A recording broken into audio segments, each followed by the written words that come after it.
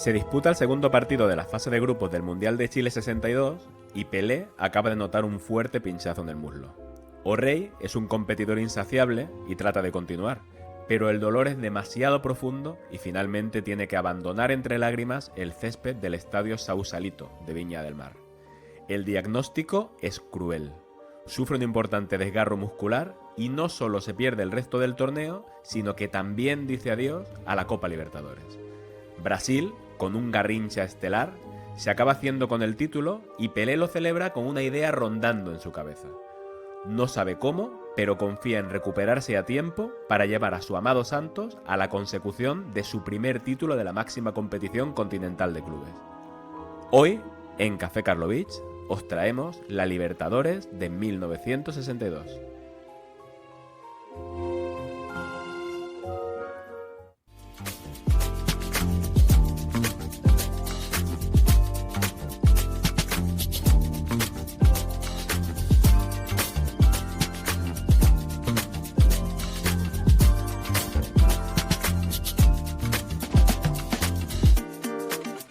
Saludos amigos y amigas del fútbol retro, del fútbol vintage, del fútbol nostálgico, en definitiva de ese fútbol de ayer que tanto nos gusta recordar hoy.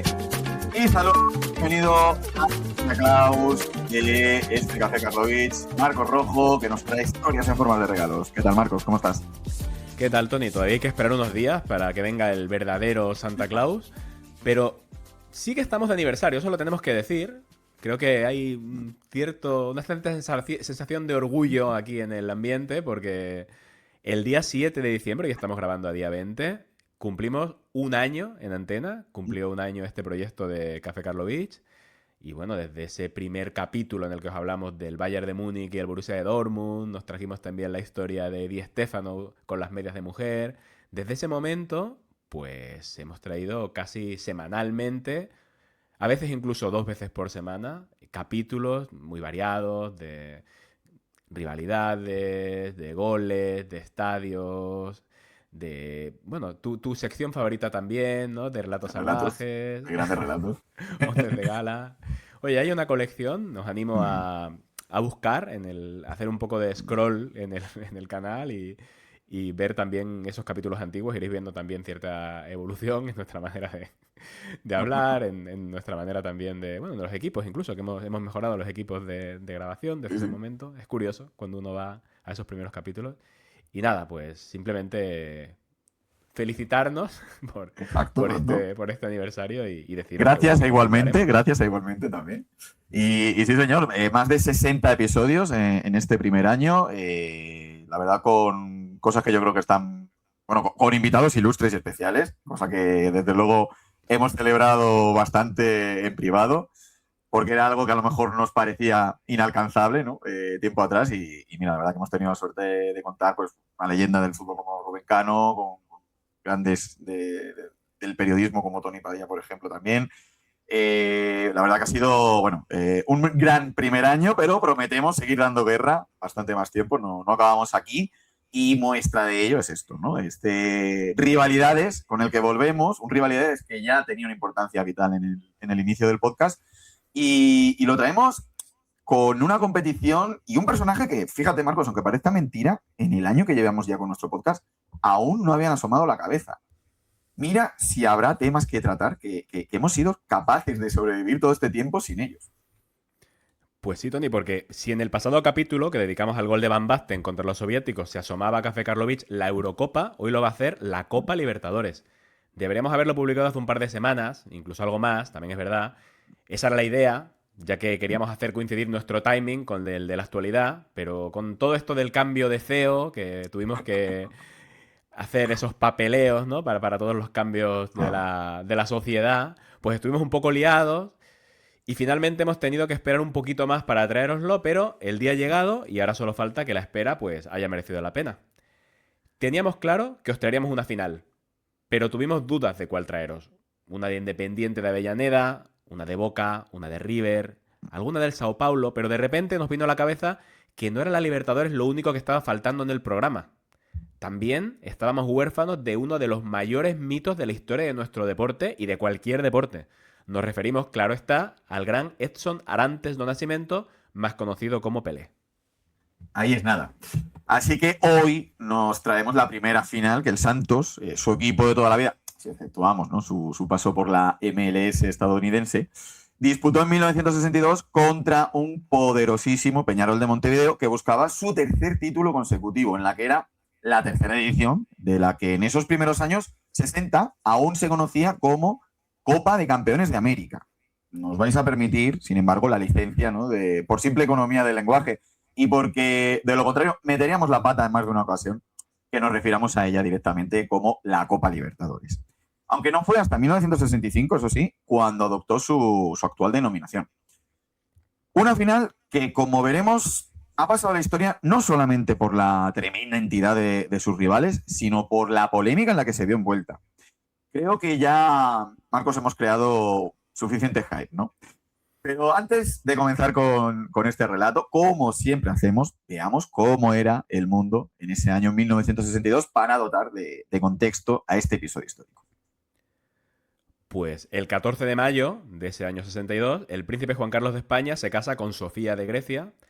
El 5 de julio, Argelia declara su independencia de Francia.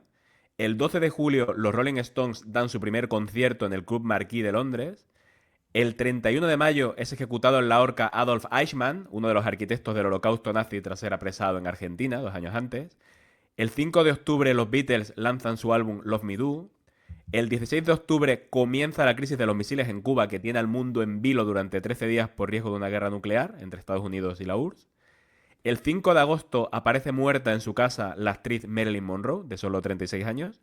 Y ese mismo día, ese 5 de agosto, es arrestado el activista contra el apartheid sudafricano Nelson Mandela, que 2 años después sería condenado a cadena perpetua y pasaría 27 años de prisión antes de ser liberado y convertirse en presidente del país.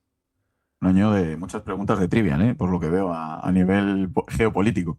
Pero bueno, si nos vamos a deportes, en ciclismo, el francés Jacques Anquetil conquistaría su tercer Tour de Francia de los 5 que acabaría consiguiendo. En la NBA, pues una vez más, los Boston Celtics, en este caso los de Red Auerbach, y liderados por el MVP Bill Russell y por el mago Bob Cousy, pues se hacen con el anillo, su cuarto consecutivo y su quinto anillo en 6 años tras vencer en las finales por 4-3 a Los Ángeles Lakers en un cruce que contó con nada menos que con 8 Hall of Famers. En fútbol, Brasil se proclama campeón del mundo en el Mundial de Chile tras vencer a Checoslovaquia por 3-1. Precisamente uno de los protagonistas de la final, pero no por el bando brasileño, sino por el bando de entonces Checoslovaquia, Josef Masopust, autor además del 0-1 en la final, se hace con el Balón de Oro. Recordemos que solo los jugadores europeos podían aspirar a este galardón.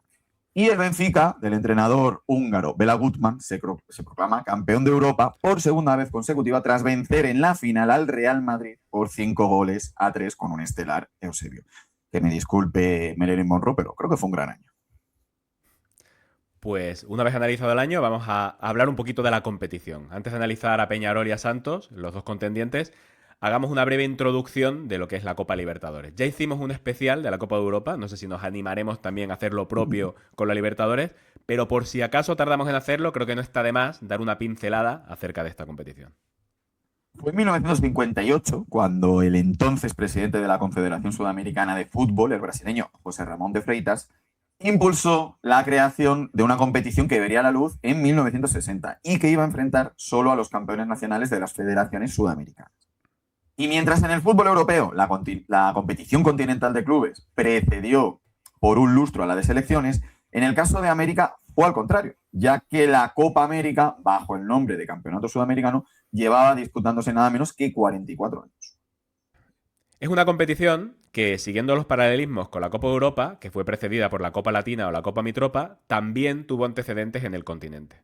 El primero lo encontramos en un enfrentamiento entre los campeones de los vecinos del Río de la Plata, Argentina y Uruguay, la conocida como la Copa Aldao. Y el segundo en una competición que se disputó una sola vez en el año 1948, conocida como Campeonato Sudamericano de Campeones, que algunos identifican como el origen de todas las grandes competiciones internacionales de clubes que existen hoy en día, no solo de la Libertadores. Y dicho esto, vayamos a analizar los contendientes. Empecemos por el Santos, porque fue en la edición de 1962 cuando el Santos, del que ya era reconocido en esos momentos como el mejor jugador del mundo, Pelé, debutó en la Copa Libertadores. Empezamos con su entrenador. El técnico del Santos era Lula, que era como se conocía Luis Alonso Pérez, que había llegado al equipo sin hacer ruido como asistente del prestigioso Aimoré Moreira, que luego fue seleccionador brasileño en Chile 62. 2 años después, en 1954, con tan solo 32 años, se hizo con las riendas del equipo. Se dice que era un técnico bonachón, no especialmente táctico, y que basaba su éxito en su gran relación con los jugadores y en un juego eminentemente ofensivo que le hizo ganar 2 de cada 3 de los casi 1000 partidos en los que dirigió al Santos durante 12 temporadas. Bajo su batuta, y aunque le costó arrancar, el Santos empezó a conseguir títulos. Nada menos que 21 oficiales entre trofeos nacionales e internacionales. A nivel local, 8 campeonatos paulistas, 5 campeonatos brasileños, consecutivos además, y a nivel internacional, pues lo veremos algo más adelante. Y no solo hay que darle mérito a esto, sino que el club le debe que algunos de los mejores jugadores de la historia del Santos, como Pelé, Pepe, Cito, Clodoaldo o Edu, debutaron en el primer equipo con Lula en el banquillo, fruto de su gran conocimiento de la cantera por sus inicios en las categorías inferiores del club. Si analizamos la plantilla del Santos, pasa de manera inevitable por hablar de Pelé, que sería la gran atracción de la competición, como ya lo era de cualquier trofeo que se disputase, ya que estaba en el cenit de su carrera como futbolista.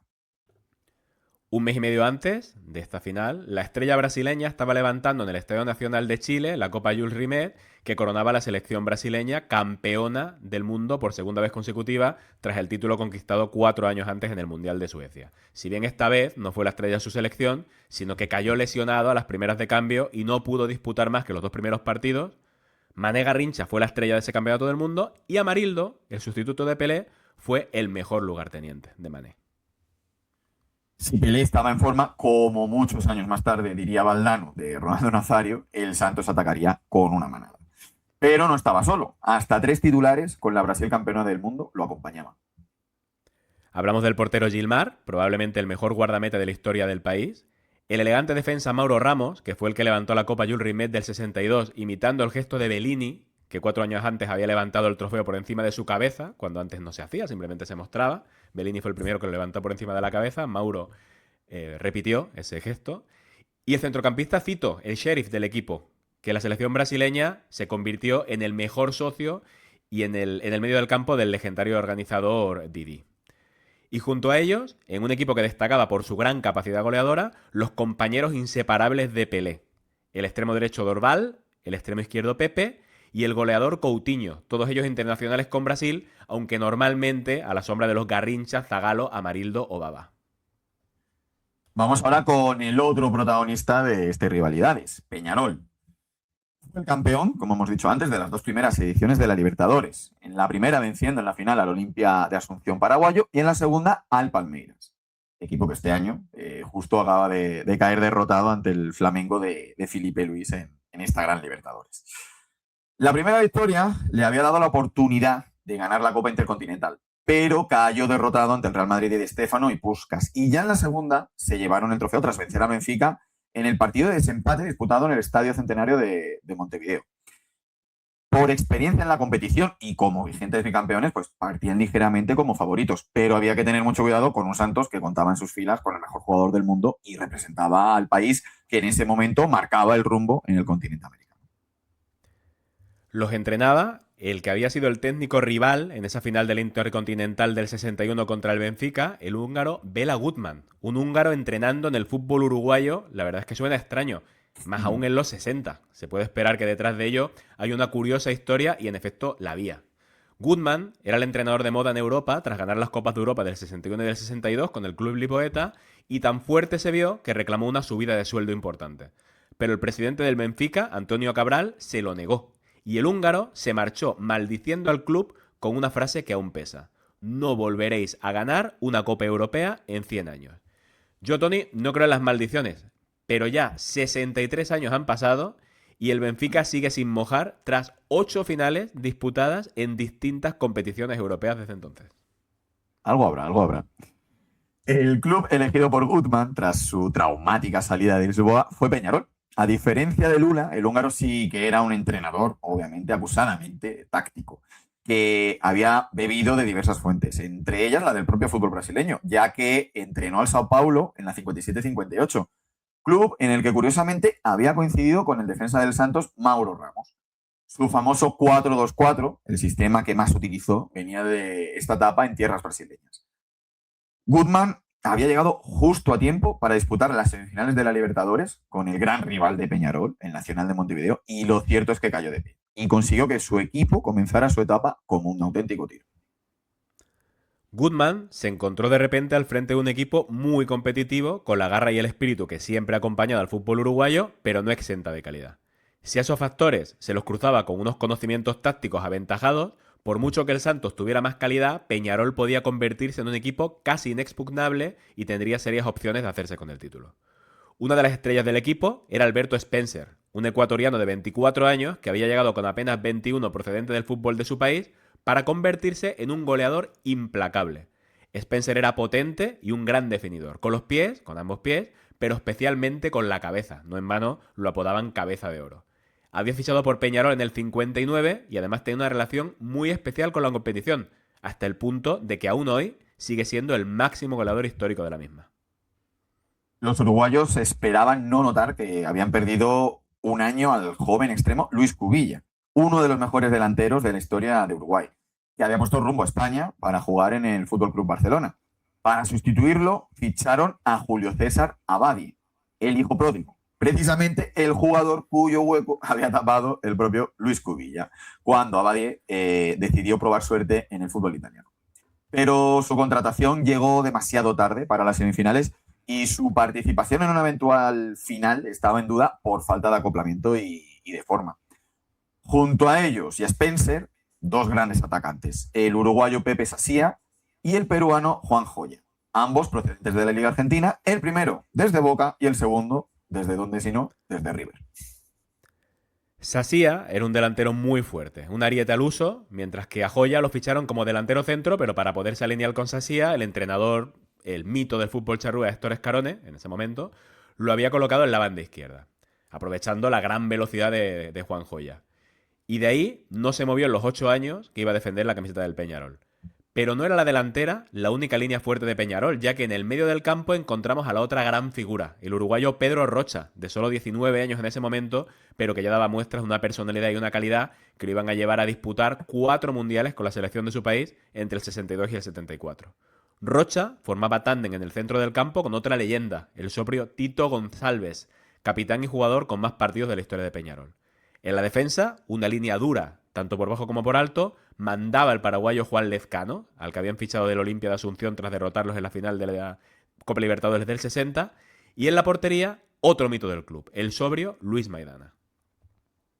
Hecho este recorrido por los jugadores más importantes de ambos equipos, veamos cómo llegan al partido, analizando su trayectoria en las competiciones locales.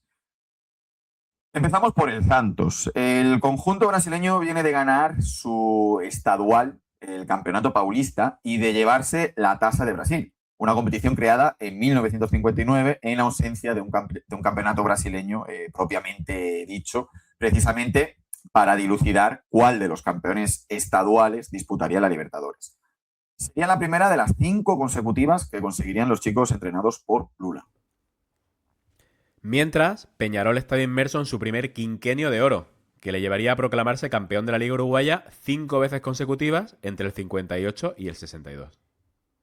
Como vemos en este caso hay pocos matices. Tanto uno como otro equipo están viviendo una de las edades de oro de su historia como club. Probablemente hablemos de los equipos más dominantes en el fútbol sudamericano en esos mismos momentos.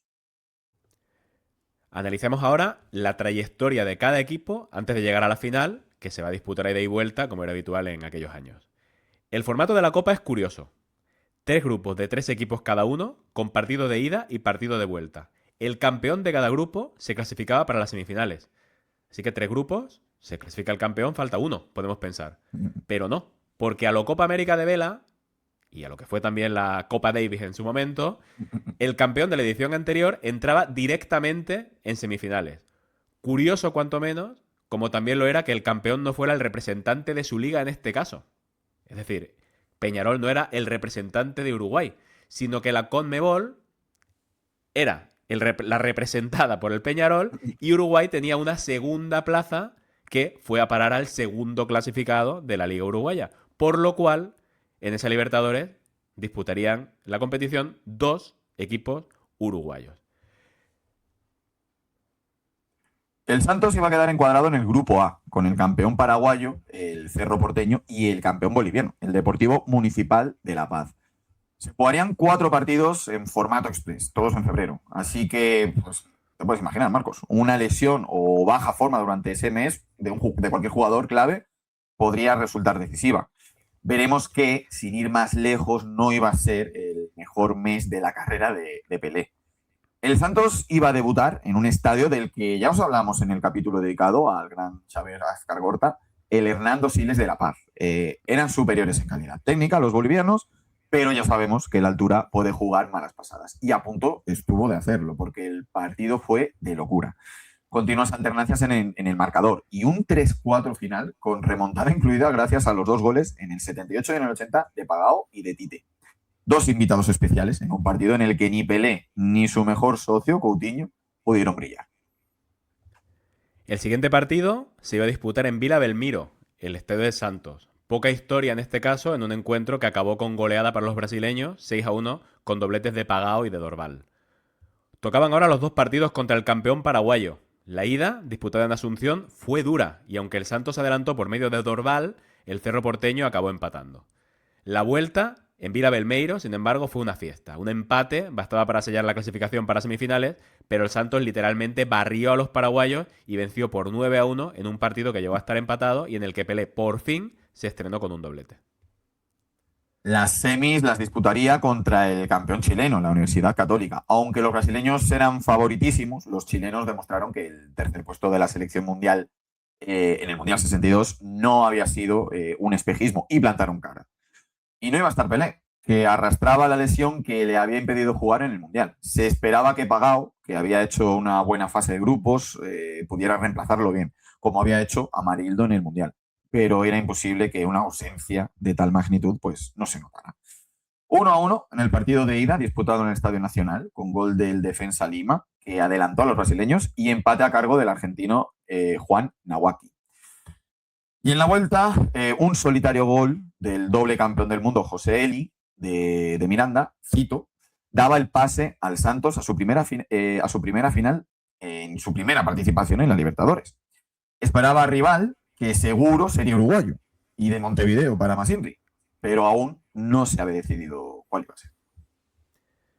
Como os hemos comentado, Peñarol había pasado directamente a semifinales, pero la fortuna o la mala fortuna, según se mire, quiso que su contendiente para meterse en su tercera final consecutiva fuera su eterno rival, el Nacional de Montevideo. No le iba a tener fácil Peñarol ante un Nacional que había sido subcampeón de Uruguay en las 2 últimas ediciones y peleaba por acabar por fin con la supremacía de los aurinegros. Una victoria en la Libertadores sería la venganza perfecta y serviría para cobrarse muchas cuentas pendientes acumuladas durante los años de hegemonía de Peñarol. Así que había muchísimas ganas por parte de los 2 equipos y la eliminatoria se planteaba como toda una batalla. Debido a la expectación generada, se decidió que tanto la ida como la vuelta se jugaran en el Estadio Centenario de Montevideo, el estadio de Peñarol, ya que era el de más aforo de la ciudad, casi el doble que el Gran Parque Central, el estadio de Nacional. La ida acabó con 2-1 para Nacional, con goles de Rubén González, que puso el 1-0, y de Guillermo Escalada, que marcó el gol decisivo. El brasileño Moacir había empatado para Peñarol. La vuelta, de nuevo en el Estadio Centenario, podría dilucidar el paso a la final siempre que Nacional ganara o empatara. En el caso de victoria de Peñarol, se tendría que disputar un partido de desempate, ya que entonces los goles de diferencia no contaban. Y cerca estuvo Nacional de dejar en la cuneta a Peñarol. El centenario se quedó helado cuando Vladas Doskas, hijo de inmigrantes lituanos, ojo al nombre del jugador uruguayo, igualaba en el minuto 68 el tanto del internacional uruguayo Ángel Cabrera. Pero el susto duró poco, ya que 4 minutos después, como no, Alberto Spencer se encargaba de poner de nuevo en ventaja a su equipo y solo 6 minutos después sentenciaba Spencer con un tercer tanto. Así que había que jugar un partido de desempate, de nuevo en el Centenario, claro. Y aquí ese tercer gol de Spencer iba a tener un gran peso, puesto que ahora sí que contaba la diferencia de goles, con lo que Nacional necesitaba ganar o ganar, que diría aquel. Y se adelantó con un gol de Acosta en el 61. Pero de nuevo, Alberto Spencer se iba a encargar de poner las cosas en su sitio, marcando el empate que acabaría por llevar a Peñarol a la final. Sí, raro este formato, ¿no? No cuentan Sí, los sí. goles en ningún momento, la cantidad de goles, Pero simplemente a última hora sí. victoria o empate, pero en el caso del desempate ya sí, un poco extraño, la verdad. La final se iba a disputar a doble partido, la ida en Montevideo el 28 de julio y la vuelta solo 5 días después, el 2 de agosto en Sao Paulo. Se enfrentaban dos estilos muy diferentes, la fantasía de los brasileños contra el bloque y el juego aguerrido de los uruguayos, más físicos, más flexibles, aunque tampoco exentos de calidad. Se medían la inexperiencia en la Copa de los de Sao Paulo contra las 1000 batallas de los vigentes campeones. También la mano izquierda de Lula contra la pizarra de Bela Gutmann. Peñarol iba a ser un hueso durísimo, y aunque el fútbol brasileño estaba de moda con su bicampeonato mundial y la delantera del Santos tenía una magia que podría hacer sufrir más que a ninguna otra a la defensa charrúa, la baja de Pelé, que estaba casi descartado para los dos partidos, parecía que podía inclinar la balanza a favor de Peñarol. Así que los uruguayos eran ligeramente favoritos para llevarse el triplete. No por mucho, pero lo eran. Aunque no hay que pasar por alto sus bajas. La más importante era la del capitán Tito González, que iba a perderse la ida y era seria duda para la vuelta. Un jugador de su jerarquía tenía que anotarse sí o sí. Tampoco Abadie, que acababa de llegar, hacía menos de un mes desde el fútbol italiano, estaba disponible finalmente. Pero al tratarse de un bloque más compacto, se esperaba que pudiera absorber mejor las ausencias.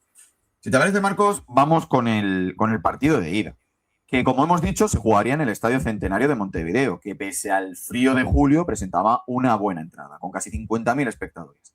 Pero sorprendentemente no estaba lleno. Hubo más espectadores en los tres partidos del duelo fratricida en las semifinales que en la propia final.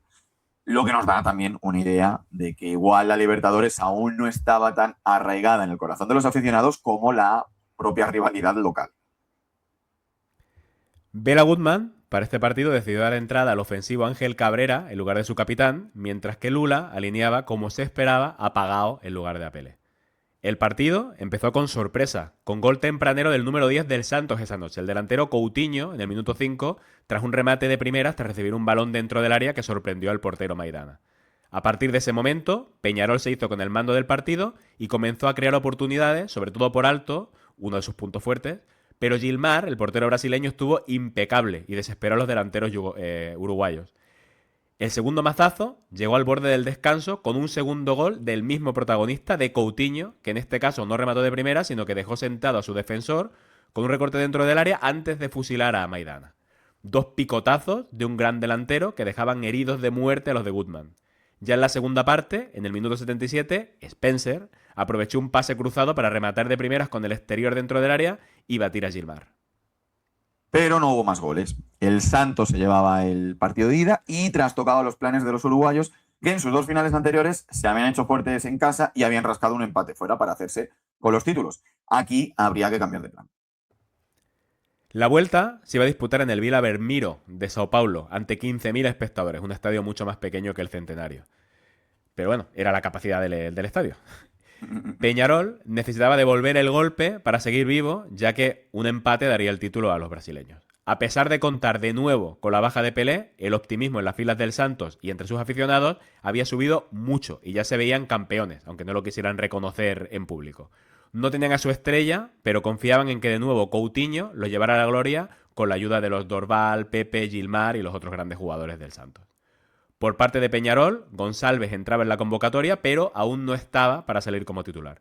En este caso, Gutmann cubrió su baja de manera más natural que en la ida, con un Carlos Carranza, que no era ni mucho menos el capitán, pero que al menos conocía el oficio mejor que Ángel Cabrera y no le haría cambiar de sistema. Igualmente, González estaba para jugar un rato, así que confiaba en que Carranza pudiera al menos parar el juego de los centrocampistas interiores del Santos mientras estuviera sobre el campo y ya González pues pudiera salir para apretar y para intentar la victoria. En el lado brasileño no hubo milagro, Pelé seguía fuera y Lula alineó a los mismos jugadores que en el partido de ida. El árbitro iba a ser el chileno Carlos Robles y Robles, que fue el mismo que dirigió un escandaloso Brasil-Uruguay en la Copa América de 1959, que acabó con una batalla campal. Gran ojo el de la Conmebol aquí, Marcos. Cuando llegó la hora, pitó para dar inicio a un partido cuyo desenlace nadie se podía esperar.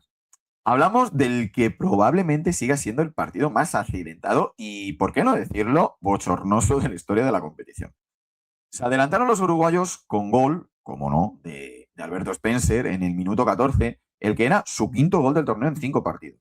Pero solo 3 minutos más tarde, el 7 del Santos, Dorval, igualaba el marcador. A los 35 minutos, el campeón del mundo, Mauro Ramos, ponía el 2-1 y con ello las cosas muy difíciles para los aurinegros, que necesitaban marcar 2 goles si querían forzar el desempate. Pocos minutos antes, González había salido con Matosas en lo que era una prueba de que Goodman se jugaba el todo por el todo. No sabemos qué les dijo el húngaro en el descanso ni en qué idioma lo hizo, pero los jugadores del Peñarol salieron como motos y en solo 6 minutos dieron la vuelta al partido con goles de Spencer, otra vez, y de José Sasía. Remontada de los uruguayos ante unos brasileños en una final disputada en casa en la que los locales les valía el empate. La pesadilla del maracanazo del Mundial 50 seguro que le vino a la cabeza a muchos. Los brasileños acusaron a Sasía de tirar en la cara tierra a Gilmar antes de rematar. Pero las protestas fueron ignoradas por el árbitro uruguayo que señaló el centro del campo. ¿Qué hubiera pasado con VAR? ¿Imagináis unas imágenes en cámara lenta, un jugador lanzándole tierra a los ojos al portero para quitarle visión? Es que es muy, muy de Oliver y Benji esto todo, ¿eh? Pues sea como sea, no existen imágenes que nos permitan saber quién decía la verdad. Pocos minutos después, con las gradas muy ofuscadas, Peñarol se dispuso a sacar un córner, pero empezaron a caer muchos objetos. El árbitro entonces se acercó a poner orden, pero consiguió todo lo contrario, ya que recibió incluso un botellazo. En la cabeza, según unos, en el cuello, según otros. Sea como sea, quedó aturdido. Así que hubo una invasión de campo, el árbitro fue trasladado a la enfermería y cuando ya estaba recuperado, se negó a reanudar el partido. Era un tipo muy peculiar, con agallas, este árbitro Robles. Tanto que se dice que antes del encuentro, un aficionado bajó al vestuario y lo amenazó con una pistola y él no se amedrentó. El árbitro recibía amenazas para que reanudara el partido, pero seguía negándose. Para chulo él. Pero llegó un momento en el que la amenaza de los dirigentes brasileños fue ordenar a la policía que abandonara el campo y con ello dejar desprotegidos al árbitro y a los jugadores rivales. Eso es apagar fuego con gasolina, nunca mejor dicho. Aquí ya sí veía que no tenía escapatoria, pero no solo era cabezón, también era astuto. Tanto que le contó la historia de la policía a los capitanes de Peñarol y les comunicó su plan. Necesitaba que saltaran al campo fingiendo que el partido continuaría, pero les daba su palabra de que oficialmente ya estaba suspendido desde la acción del córner. Los uruguayos tampoco vieron otra salida y saltaron al campo. Más de una hora había estado el partido parado. El Santos salía por todas y consiguió empatar en el minuto 22 por medio de Pagao frente a un Peñarol que se mostraba bastante inoperante, como es normal para los que ahora conocemos la historia. Así terminó el partido, 3-3, y con esto, claro, el título era para el Santos. Y como si así fuera, los jugadores y los aficionados lo celebraron de manera eufórica durante horas. Pero la venganza se sirve fría, como se suele decir, ¿no? Y el árbitro Robles informó a la Conmebol de lo ocurrido. Y la federación le dio la razón. Al día siguiente, más o menos a mediodía, saltaba la noticia. Además, nunca mejor dicho, la noticia. El partido se dio por ganado a Peñarol y sería necesario un desempate. Tremendo jarro de agua fría para los brasileños. En plena celebración, supongo que alguno la alargó hasta la mañana y nada, recibieron esa noticia esta falta que nos ocurre a nosotros, ¿eh? Yo la estoy viendo también. El desempate se jugaría en terreno neutral, concretamente en el Monumental de Buenos Aires, y para evitar suspicacias, no solo no lo dirigió Robles, como era lógico, sino que se recurrió a un árbitro europeo, el prestigioso holandés Leo Horn, que había sido el colegiado del famoso Inglaterra-Hungría de Wembley en el 53 y que había dirigido nada menos que 2 finales de la Copa de Europa. Se disputó 28 días después, y aquí esto es clave. Con este tiempo, Pelé tuvo tiempo para recuperarse y ser de la partida. Dentro del palo que se llevó Santos, tras ver cómo su victoria pues, no fue tal, quieras o no, contar con el mejor jugador del mundo, pues era todo un alivio. Hay polémica por ese partido jugado 28 días después. ¿Por qué tan tarde? Hay protestas de aficionados de Peñarol y del propio club, ¿no? Que no lo entendieron bien. Se entendió que fue una manera de hacer un favor a Pelé para que pudiera llegar a disputar la final. igual como pago a esa polémica decisión de suspender el partido con 2-3 y de quitarle el título a Santos, ¿no? Pero el caso es que Pelé llegaba y las alineaciones de ese día del partido de desempate fueron: por parte del Santos, Lula formó con un 4-2-4 con Gilmar en la puerta, Lima, Mauro Ramos, Calvet y Dalmo en defensa, Cito y Mengabio en el centro del campo y por fin la delantera de los sueños de los brasileños, unida de nuevo, Dorval, Pelé, Coutinho y Pepe. Por su parte, Bela Goodman alineó a Maidana en la puerta, Edgardo González, Nubercano, Juan Lezcano y Omar Caetano en la defensa, Roberto Matosas, Tito González y Pedro Rocha en el centro del campo y arriba el tridente mágico con Joya, Spencer y Sasía. Con Pelé el partido ya fue otra cosa. Llegó en plena forma y sus arrancadas salvajes y su entendimiento con Coutinho volvieron loca a la defensa uruguaya. En una de dichas arrancadas, en el minuto 11, se metió en el área, escorado a la izquierda, y lanzó un centro chut elevado que Omar Caetano empujó a la red de una manera algo torpe, porque el balón iba afuera y no entraba nadie en el segundo palo para rematar. Sí, un fallo bastante grosero del defensa de Peñarol, porque es verdad que si simplemente lo hubiera dejado pasar, el balón hubiera salido. Pelé siguió haciendo de las suyas y ya en la segunda parte, el minuto 48, conectó un derechazo fortísimo desde el borde del área tras una pared con Pepe que batió sin piedad a Maidana, a pesar de que se había estirado bien el portero del Peñarol. Un jarro de agua fría que casi acababa con las esperanzas de los uruguayos. Y el tercer gol vino ya en los instantes finales, tras un saque de córner de Pepe con el exterior de la zurda, desde la banda izquierda, que acaba recogiendo Coutinho, que cede hacia atrás al propio Pelé, que se revuelve y de nuevo bate con la derecha al portero Maidana. Un gran gol de Pelé. La delantera del Santos, con Pelé a la cabeza, pues desarboló esa noche a la FR pegajosa defensa uruguaya. Se truncaba el sueño de Peñarol de conseguir un triplete y Pelé demostraba quién era y la influencia con la que podía llegar. Tener, cuando estaba en forma, sobre un campo de fútbol a un jugador como Pelé iba a ser, desde luego, decisivo. Su leyenda, sin duda alguna, Marcos, se agrandaba. Sí, lo necesitaba después de ese Mundial 62 en el que se quedó con la miel en los labios, ¿no? Que no pudo desarrollar el fútbol que llevaba dentro a sus 21 años, en la mejor época de su vida, probablemente como futbolista. Y ahí, pues, Pelé se resarció. Finalmente llegó y se resarció en la final, en el partido decisivo. Bela Goodman, tras este partido, tras esta eliminatoria, acabaría saliendo de Peñarol unos meses después. Nunca se adaptó del todo, pero es verdad que el equipo siguió un gran nivel y aunque Nacional se metió en medio y truncó su primer quinquenio dorado, pudo vivir un segundo quinquenio casi tan bueno como el primero, aún en la década de los 60, y acabó conquistando la Libertadores del 66 y su segunda Intercontinental ese mismo año frente al Real Madrid de los Yeyes. Ganarían otras dos en los años 80, la última década prodigiosa del Peñarol. El Santos, por su parte, completaría ese 62 una campaña histórica, venciendo todos los torneos nacionales y derrotando al Benfica, además el Intercontinental, el mejor año de su historia sin duda. Repetirían doblete Libertadores Intercontinental al año siguiente y ya no volverían a asomarse al éxito de la competición máxima, competición continental del continente americano, hasta 2011, ya con Neymar en sus filas. Dos equipos históricos, Tony, en su mejor momento, enfrentados en una competición que acababa de nacer y protagonizando una final inolvidable en lo deportivo y, como hemos visto, no solo en lo deportivo. Y por momentos me ha traído esa final que todavía no entrará en Café Karlovich hasta que pasen unos años, ¿no? De River con Boca que se llevó al Bernabéu. Pero sí, sin duda alguna, una final muy de película o de miniserie, ¿no? Que están tan de modas ahora.